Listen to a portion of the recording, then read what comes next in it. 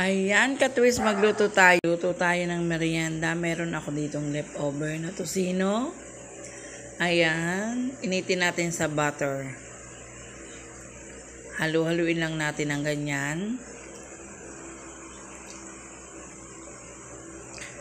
Yan ang aking leftover kaninang umaga. Gawin nating merienda ngayon para mas masarap. 'Di ba? Ayan, halu-haluin lang natin ng ganyan. Ayan. At isalin natin yung egg. Ayan. Okay na yung egg. Tinimplahan ko na rin ng pampalasa yon bago ko inilagay dyan. At para maluto naman, ang maiba naman ang ating merienda, di ba? Yan ang ating bagong merienda ngayon. Nakakatamad kasi kung bibili lagi sa labas. Yan. At para sa akin, masarap na yan. Yan ang ating tosino na nilagyan natin ng egg. Ayan.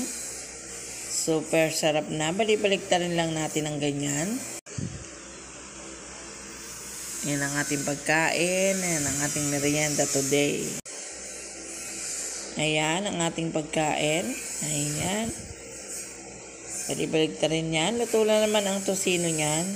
Yung egg na lang. O, diba? Saglit lang. Makakagawa tayo ng sarili nating merienda. Hindi na kailangan bilihin pa sa labas.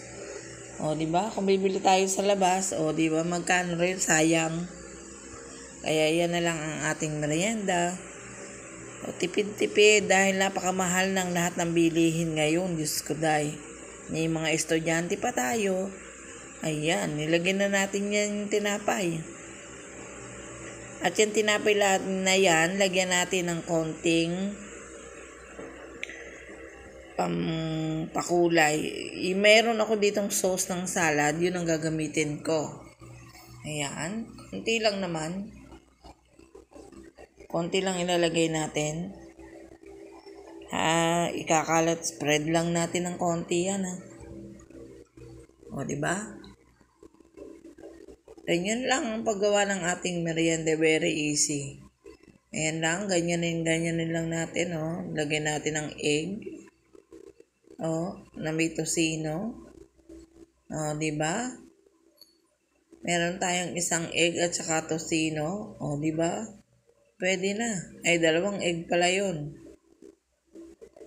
O. Tapos, itatak na natin yon. Lagyan natin ng lettuce para magmukha namang maganda at mukhang kaaya-aya yung ating merienda para masarap. Ayan, binatungan natin ng 3 pirasong lettuce.